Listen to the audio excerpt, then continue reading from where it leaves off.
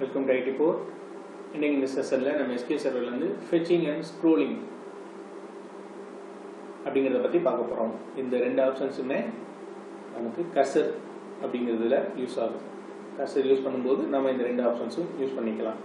So அப்படின்னா என்ன அப்படிங்கிறத பார்த்தோம்னா ஃபெட்ச்ங்கிறது நம்ம எத்தனாவது ரோ, அதாவது ஒரு ரோவை ஒரு கர்சர்ல இருந்து ஃபெட்ச் பண்ணி எடுக்கிறதுக்கு நம்ம இந்த ஆப்ஷன்ஸ் யூஸ் பண்றோம்.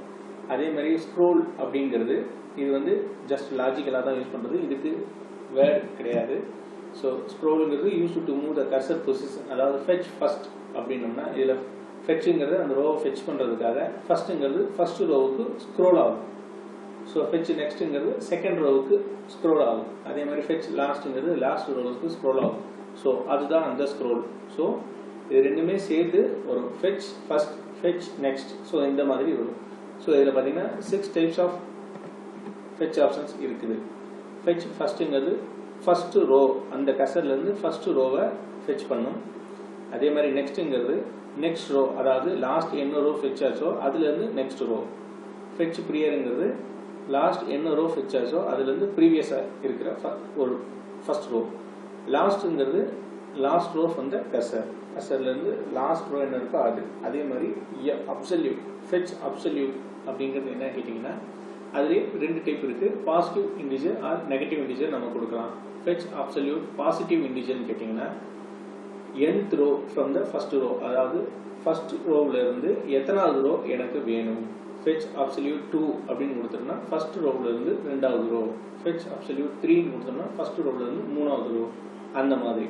ஸோ இதுலேயே ஃபெட்ச் அப்சல்யூட் -2 அப்படின்னு கொடுத்தோம்னா லாஸ்ட் ரோவில் இருந்து nth ரோ, அதாவது ப்ரீவியஸில் வரும். லாஸ்ட் ரோவில் இருந்து கீழே இறங்கி வரும். டிசெண்டிங் ஆர்டரில் செகண்ட் ரோ என்னவோ அது வரும். ஃபெட்ச் அப்சல்யூட் -3ங்கிறது லாஸ்ட் ரோவில் இருந்து மூணாவது ரோ பின்னாடி.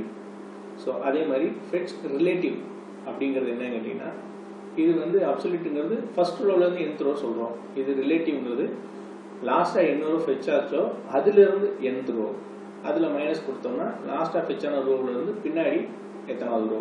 ஸோ இதுதான் இந்த ஆப்ஷன்ஸ் தான். இந்த 6 ஆப்ஷன்ஸும் நமக்கு SQL சர்வரில் இருக்குது. முக்கியமாக நம்ம தெரிஞ்சுக்க வேண்டியது என்னென்னா கர்சர் ஓப்பன் பண்ணும்போதே கர்சரோட பொசிஷன் எங்கே இருக்குங்கன்னா ஃபர்ஸ்ட்டுக்கு முன்னாடி ரோவில் இருக்கும். லாஜிக்கலாக பார்த்தோம்னா கர்சர் ஓப்பன் பண்ணோன்னே ஃபர்ஸ்ட் ரோவுக்கு முன்னாடி கர்சர் நிற்கும். ஸோ இப்போ இதுக்கு சிம்பிளாக எக்ஸாம்பிள் பார்ப்போம்.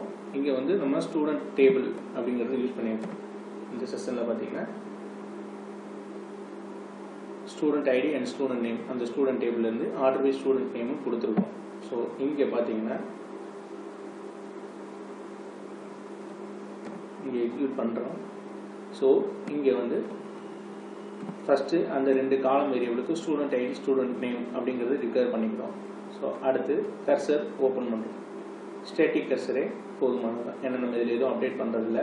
So cursor static, select student ID and student name from student order by student name, நம்மளை அதே மாதிரி கொடுத்துருக்கோம். ஸோ கர்சர் ஓப்பன் பண்ணுறோம்.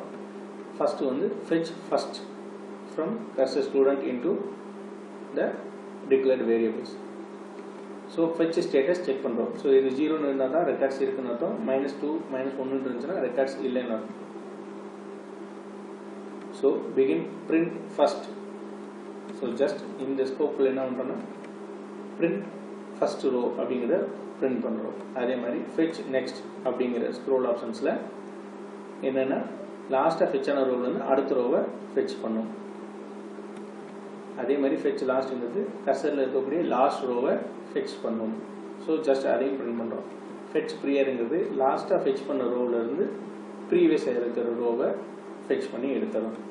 அதே மாதிரி ஃபெட்ச் அப்சல்யூட் அப்படிங்கிறது ஃபர்ஸ்ட் ரோவிலேருந்து செகண்ட் ரோவை பிரிண்ட் பண்ணும். Fetch absolute 2 from cursor into the variables. அதே மாதிரி ஃபெட்ச் அப்சல்யூட் -4 அப்படிங்கிறது என்னன்னு கேட்டிங்கன்னா லாஸ்ட் ரோவிலேருந்து நாலாவது ரோ, அதாவது பின்னாடி பேக்வேர்ட்ஸில். ஸோ அதே மாதிரி ரிலேட்டிவ் 2 அப்படிங்கிறது என்ன கேட்டிங்கன்னா லாஸ்ட்டாக ஃபெட்ச் பண்ண ரோவிலேருந்து nth ரோ, அதாவது அப்சல்யூட்டுக்கும் ரிலேட்டிவ்க்கும் என்ன வித்தியாசம் கேட்டிங்கன்னா அப்சல்யூட்டுங்கிறது ஃபர்ஸ்ட் ரோவில் இருந்து முன்னும் பின்னவும் nth ரோவுக்கு எடுத்துகிட்டு வரும். ரிலேட்டிவ்ங்கிறது லாஸ்ட்டாக ஃபெட்ச் பண்ண ரோவில் இருந்து முன்னவும் பின்னவும் nth ரோவை எடுத்துகிட்டு வரும். ஸோ இதுதான் அந்த எக்ஸாம்பிள். இப்போ இதை எக்ஸிக்யூட் பண்ணிட்டு பார்த்தோன்னா, ஸோ ஃபஸ்ட்டு வந்து நம்ம ஃபஸ்ட்டு இதை பிரிண்ட் பண்ணோம். இந்த ரிசல்ட் செட்டில் ஃபஸ்ட்டு வந்து அருண். ஸோ அதே மாதிரி நெக்ஸ்ட்டுங்கிறது அருணுக்கு அடுத்திருக்கக்கூடிய இந்த பாபு. ஸோ லாஸ்ட்டுங்கிறது இந்த கர்சரில் இந்த லாஸ்ட் இருக்கிற நேம் இது.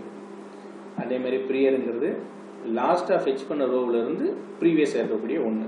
ஸோ லாஸ்ட்டாக ஃபெச் பண்ணது வந்து ஃபாசில், அதுக்கு முன்னாடி இருக்கிறது ஐன்ஸ்டைன். ஸோ அதான் இந்த ப்ரியர். அப்சல்யூட்டுங்கிறது அப்சல்யூட் 2 அப்படிங்கிறது ஃபர்ஸ்ட் ரோவிலேருந்து ரெண்டாவது ரோ. ஸோ அதே மாதிரி அப்சல்யூட் -4ங்கிறது லாஸ்ட் ரோவிலேருந்து எத்தனாவது ரோ பேக்வேர்ட்ஸில். ஸோ அப்சல்யூட் 2ங்கிறது ஃபர்ஸ்ட்லேருந்து ரெண்டாவது வந்துச்சு. ஸோ அப்சல்யூட் -4ங்கிறது லாஸ்ட்லேருந்து ரெண்டாவது. ஸோ ரெண்டுமே ஒரே ரோ தான் காட்டும். ஸோ அதான் ரெண்டுக்கும் நேம் ஈக்குவலாக. ஸோ ரிலேட்டிவ்ங்கிறது லாஸ்ட்டாக ஃபெச் பண்ணதுலேருந்து செகண்ட் ரோ. ஸோ லாஸ்ட்டாக ஃபெச் பண்ணது பாபு, அதுலேருந்து செகண்ட் ரோ வந்து ஐன்ஸ்டைன். ஸோ அதே மாதிரி ரிலேட்டிவ் -2ங்கிறது லாஸ்ட்டாக ஃபெச் பண்ண ரோவிலேருந்து -2. ஸோ அதுதான் இந்த பாபு. ஸோ இதுதான் fetching and scrolling options in SQL server. So இதை யூஸ் பண்ணி நமக்கு கர்சரில் எப்படி வேணாலும் நம்ம மூவ் பண்ணிக்கலாம். ஃபார்வேர்டு போகலாம், பேக்வேர்டு போகலாம். ஸோ இதுலேருந்து ஃபார்வேர்டு ஒன்லி கர்சருக்கு மட்டும் நம்ம இந்த மாதிரி பேக்வேர்டுக்கு போக முடியாது. ஸோ அதுதான் இங்கே வித்தியாசம். இது வந்து நமக்கு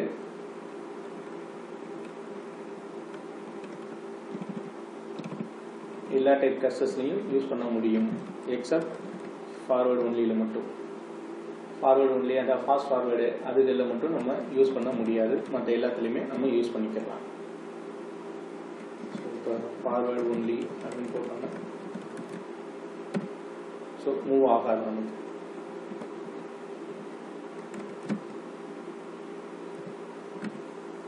ஸோ இதுதான்